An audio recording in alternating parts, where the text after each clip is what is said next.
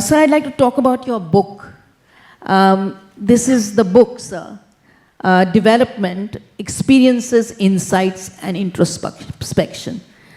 I tried to read it, but a lot of it went straight over my head. Can you, in very simple terms, tell us what are the core concepts of this book? So, when I had gone for my Masters in Development Studies, I had already put in 14 years of service.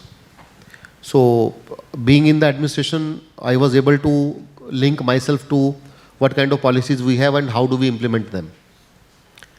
So, the quintessential question comes, are we always be developing or sometime we will become developed? So, this should be a question which we have been since ages and maybe we are still asking.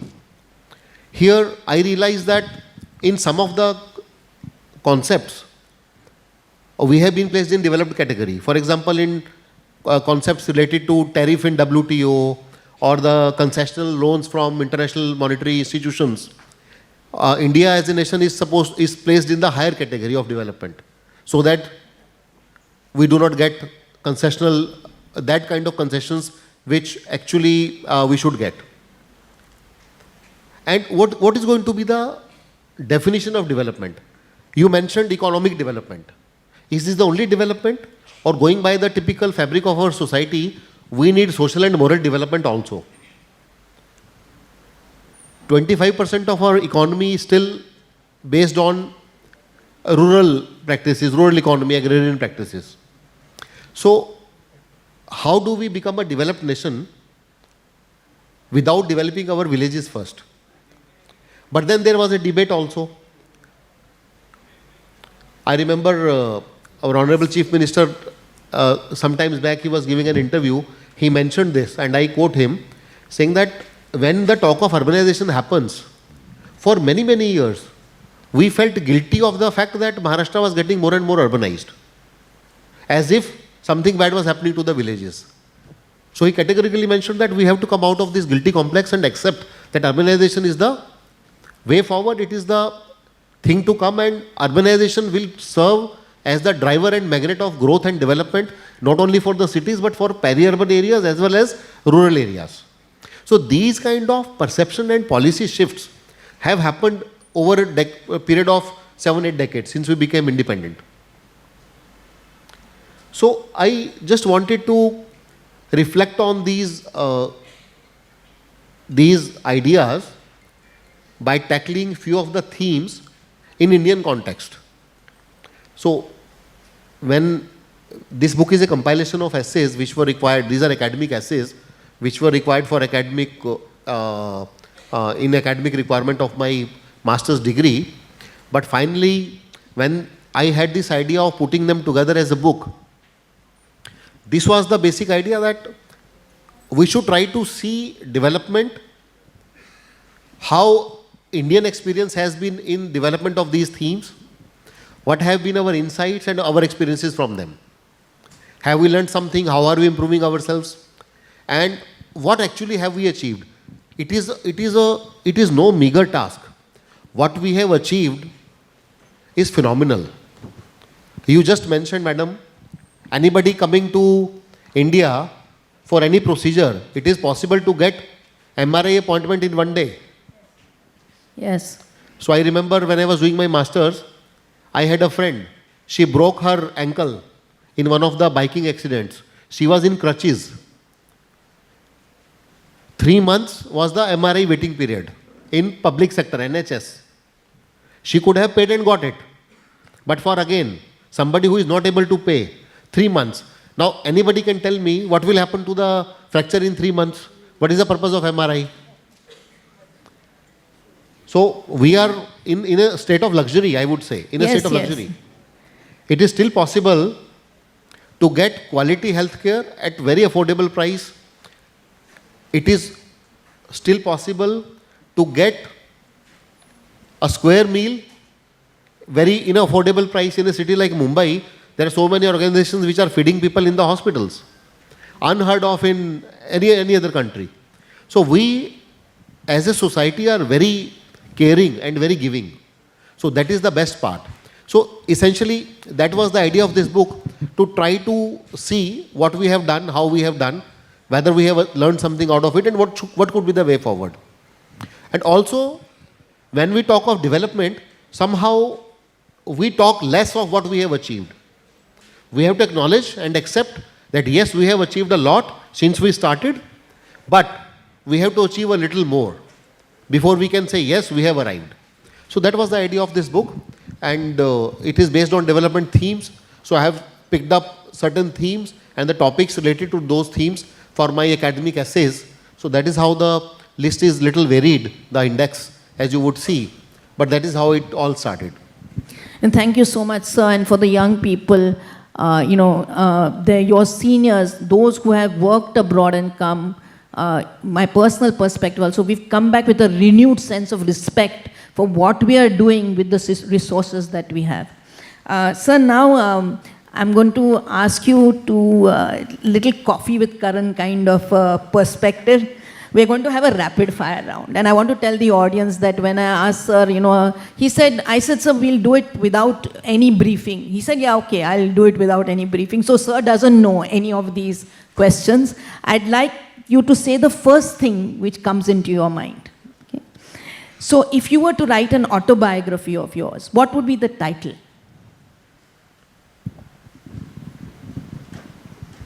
A life in the making. I don't know. I have not reached a stage where I could be writing my autobiography. I don't think I have contributed that much so that I could start writing about it. It is too lesser level to write an autobiography. I think it will require lot of contribution to the system before I could even attempt to write anything about it. Otherwise, it will be very shallow. But yes, a life in the making. You remind me of a saying, Vidya Vinayena Shobhati. Who was your role model growing up, and who is your role model today? No, my father remains my role model. I told him last year or when, I said, if I could become even 10% of what you are, I would be somewhere else. I have now in my fourth decade of life, fourth decade. So I think I have so much to learn from him and his humility and his dedication and passion to the cause. So coming to the administration, the role model changes as per the context, the field where we are working, because as you rightly pointed out, every 2-3 years, because of the wide spectrum of administration, the field of service changes. So we have to find out the role model for that field and try to see what has been done. Single role model will not do in administration because of the varied experiences. If not IAS or a doctor, what would Vipin Sharma be? I don't know, because I only knew I had to become a doctor and then this happened. I don't know what would I have done? I could not have studied maths. I decided I will leave maths. So only option was, actually there were no options. Where were the options? Yes. So it was easy and difficult both. Easy because young friends have so many options. Even before they join MBBS, they have biotechnology, medical technology, this technology, that technology. Then there are careers like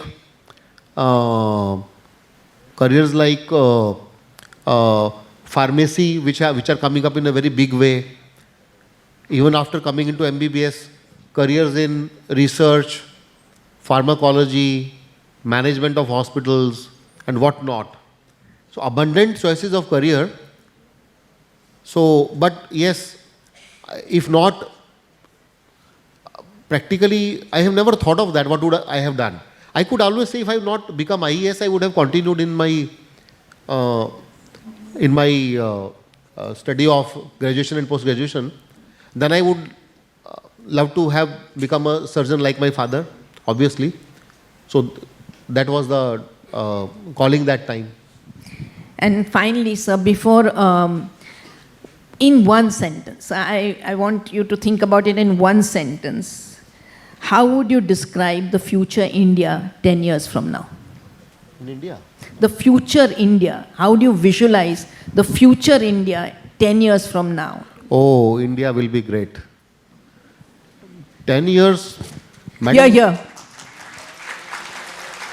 you have to understand what we have become now.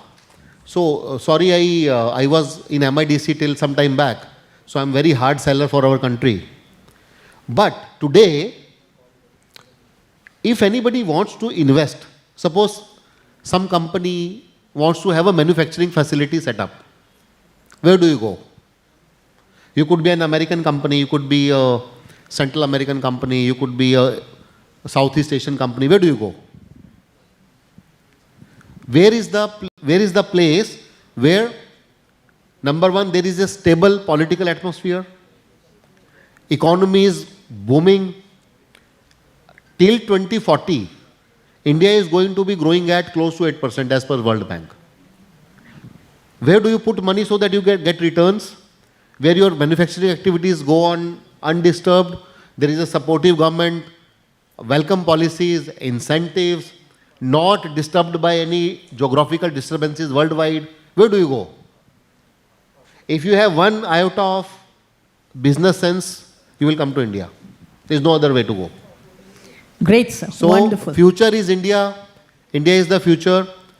I want to tell today, we must not lose hope in ourselves, in our system, and we should always be very, very proud of what we are doing as a country. Extremely proud.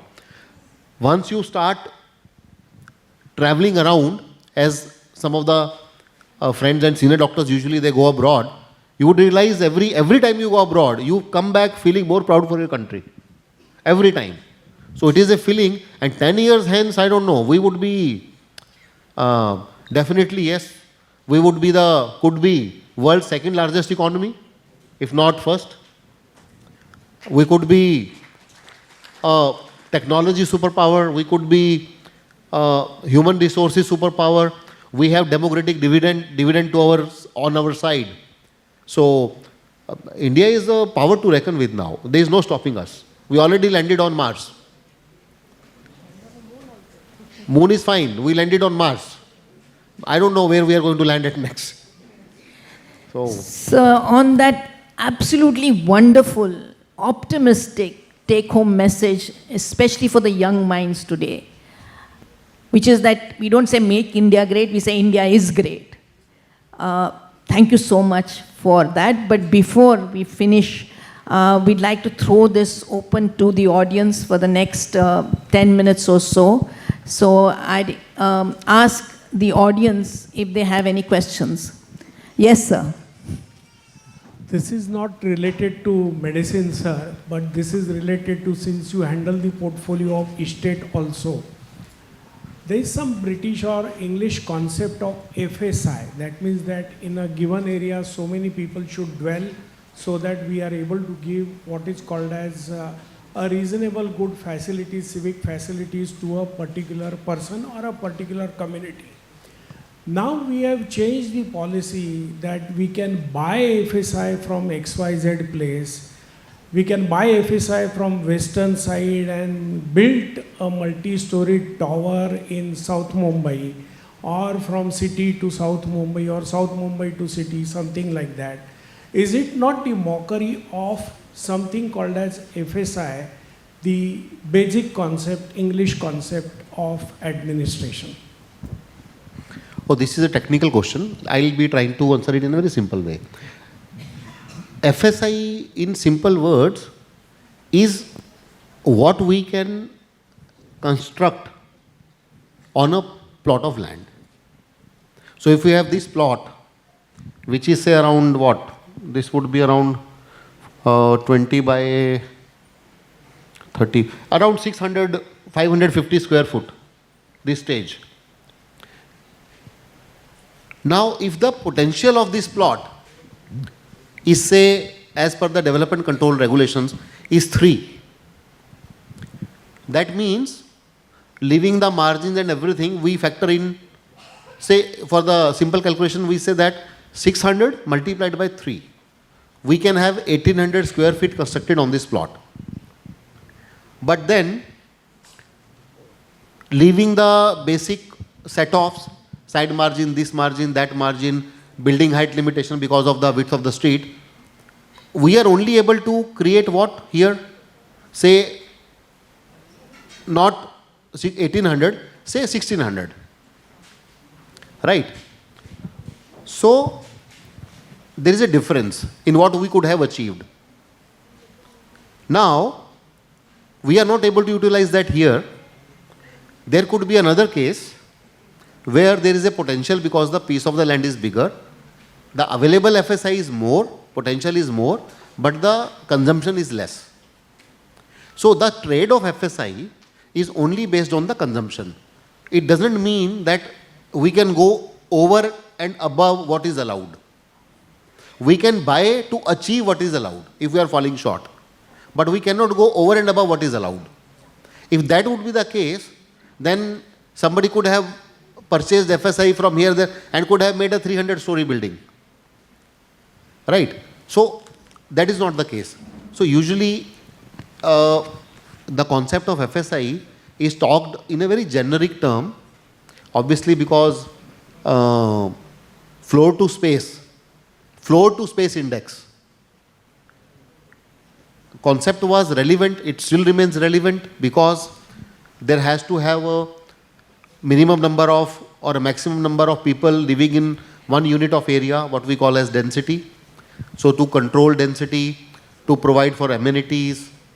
But as a concept, FSI essentially means that it helps in achieving the potential of the land in terms of consumption of that potential.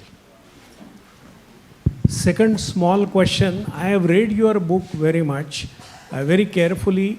The book says, or on one side, we take the nation or the Mumbai Corporation or the state government takes a loan for metro rail, for example, to develop metro rail from JICA or from Japanese organization. And in that book, there is a statement that we have constructed a port for Iran. So on one side, when we are in loan, our economy is not booming as much, or we are not self-sufficient. How do we spend money for other countries to, say, Iran, and constructing a port in Iran? What is the logic behind it? I don't know. So the logic is simple, international relations strategy. So this is the only word I should say. I am no expert of foreign policy. In my book also, as you must have realized, it is heavily borrowed from secondary sources. Point of the matter is that we need to be present as a friend in some areas where our presence matters. So, these are those kind of interventions. When India sees itself as a leader of Global South, and since last few years, our position as leader of Global South has really gotten cemented. So now, the expectations of Global South from India have also increased. So, Global South is a bloc which is informally led by India. As the leader of Global South, we have to be strategic in our presence in terms of how we are involved with our friendly countries and our neighbors. So that is how these things are decided. Yes, it could look like an irony that we are taking loan but we are spending there. So it's the same thing like somebody mentioned in one of the TV debate in the US that they have now 37 trillions of public debt. 37 trillions. And then they are announcing packages for their friendly countries. So it's basically all part of strategy. These things cannot be linked to each other. Seeking concessional rate loan is also an economic decision. because we are getting loan at a cheaper rate for a long term. 99 years is the tenure. Rate of interest is very less. So what do? We have to avail these kind of fundings. It's like basically if we try to build our own house, if ABC Bank is offering at 8% and XYZ Bank is offering at 7.5%, so we'll go to 7.5% for the same tenure. So that saves money in the long run. Also, it keeps us engaged with those agencies and those nations. So these decisions are neither purely economic nor purely foreign relations. They are mix of both. So that is why these are called strategic decisions. So what kind of strategies go in? These kind of strategies.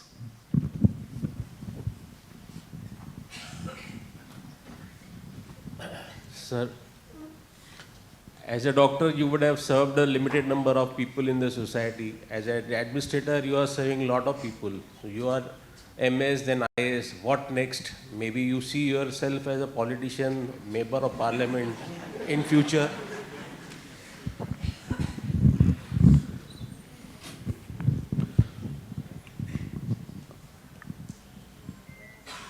I have never thought on those lines. In fact, this is for the first time somebody asked me this. Sir, looking at your knowledge of subjects on administration, don't you think... Point of the matter is that while being in service, one must try to contribute to the service. So with whatever tenure one has. Now the question is not what you want to do after. Question is what do we do while we are in. That is a more pertinent question. Today we are here, maybe not contributing that much, but planning for future. What I'll do after these years. Question is what I did so far. What I'm doing right now. So basically, I think you never know. Nobody actually can predict what kind of turns life would take. But whatever situation life takes us to, whatever position we are in at any given point in life, we should try to do justice to wherever we are without planning for. So I am reminded of, we had a very senior officer coming to deliver a lecture while we were in academy. So he was given an example of somebody. He said that this gentleman was posted at ABC place. He wanted to go to A from here. So finally with lot of efforts he reached A. So then since he joined at A, he said now this is done. Now my target is to go to B. So while at A, you want to go to B. Question is that while you are at A, what you did for A and what you did at A, that should also matter. There is no harm in aspiring. There is no harm in dreaming. There is no harm in keeping expectations. But at the same time, if we do not do justice to wherever we are working, then it will be again lack of empathy on our part for that job description. And that should not happen. That's wonderful, sir. And if there are no more questions, so, sir, so the young friends have not asked any questions. Only the senior doctors are asking. there's one Somebody hand there. right at the back there. Yes.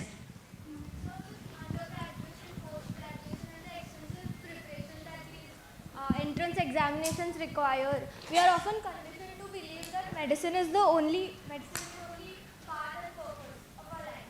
How do we overcome the insecurity and have the courage to follow our calling? How did you have the courage to follow your own calling and get over that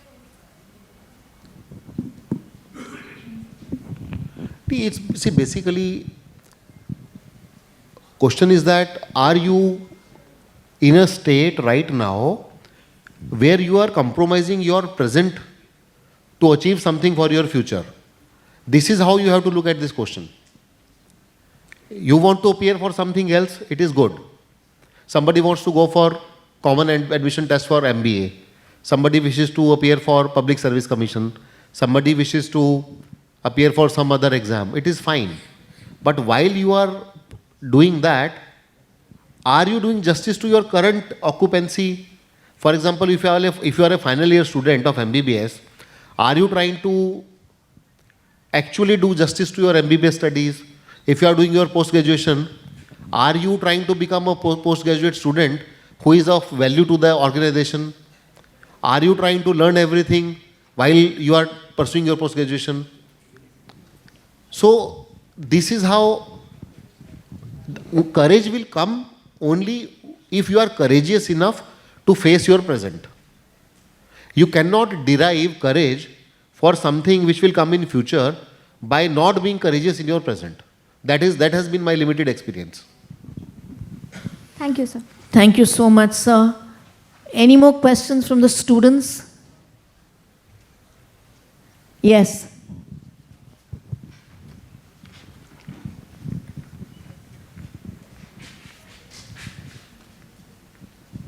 Hello. Good afternoon, sir. As a budding doctor, I would like to ask you one question. As you are a good doctor as well as administrator, there was demand of IMS cadre. You must be knowing about that. Like IAS, IFS and IPS services, there was demand of IMS cadre, Indian Medical Services. What is your take on that, sir? See, again, the question is the same. When we have a management, Indian medical service kind of thing, so what is this service exactly going to achieve? Is it going to place medical graduates and postgraduates to certain positions? Say, for example, let us say there would be an IMS which will choose all associate professors and they will be called IMS. Finally, they have to do the medicine, same work. Or is it going to be some kind of management-oriented service? Then we have an entire system of management in the hospitals. It could be just one. Point is that creation of a separate service has to be decided by what purpose are we going to achieve. Will it achieve a distinct purpose which we are not able to achieve now? We already have something called Combined Medical Services, CMS, the exam which is taken by UPSC, CMS. So CMS, you know, all of you know, some of the friends would also appear in CMS for the central government institutes. So basically we already have something on the lines of IMS, which is the CMS. Practically you are posted as a practicing assistant associate professor. So from there, what will take you forward? Again, your empathy, your skill, your dedication, your passion. At the end of the day, the delivery of what you want to deliver is not going to be affected whether you deliver it as IMS or as a private practitioner or as part of a medical hierarchy of a college like this. Thank you, sir. So, sir, as we come to the end of this, I'd like to say thank you for leaving such a powerful message for us. That, you know, you work hard and stay rooted in the present while aiming for the future, and that future is hopeful, it is optimistic, and that is a future of a very strong India. Thank you so much, sir. Thank you. And I'd like to end by saying that all the seniors will agree with me that, you know, the course of our lives are very often determined by the people we meet along the way and interact with. And we all have, you know, a teacher or someone in our mind. And I'm sure that today's interaction with these young minds, I'm sure 2 or 3 decades later, when they look back at their journey, they will look to today as one of the points in which their life's course took a special meaning or a special direction. So thank you so much for being there, not only with your expertise and experience, but with inspiration. It is a privilege to be able to touch somebody's life, even in a minuscule way. So I consider it my privilege today that I was invited here, and maybe the things we discussed could clarify some of the doubts in the budding young minds. So I think that will be a good outcome of today's interaction, though it was mostly a monologue from my side. But only thing is that one should not be fearing to take risks. Risk-taking ability has to remain high. And risk-taking ability and courage only comes from knowing what you are doing right now is the right thing. You cannot take any risks till you are sure of what you are doing right now. So that is why it is important to stay true to yourself, to your profession, to your state. India is all of us. One student from India in any of the universities performs in a particular way. Entire class has a changed view about India. People think, oh, everybody in India is like this. This is how I have studied in an institutions with multiple nationalities. For example, in my class of masters, we had people from 60 nationalities. And how do you make first impressions of the countries you have never gone? Somebody from some country did exceptionally well. You really hold that country high. So that is why all of us can contribute to what we try to showcase and make image of our country with our efforts. So please take it upon yourselves, wherever you are, make our country proud. Thank you. Thank you so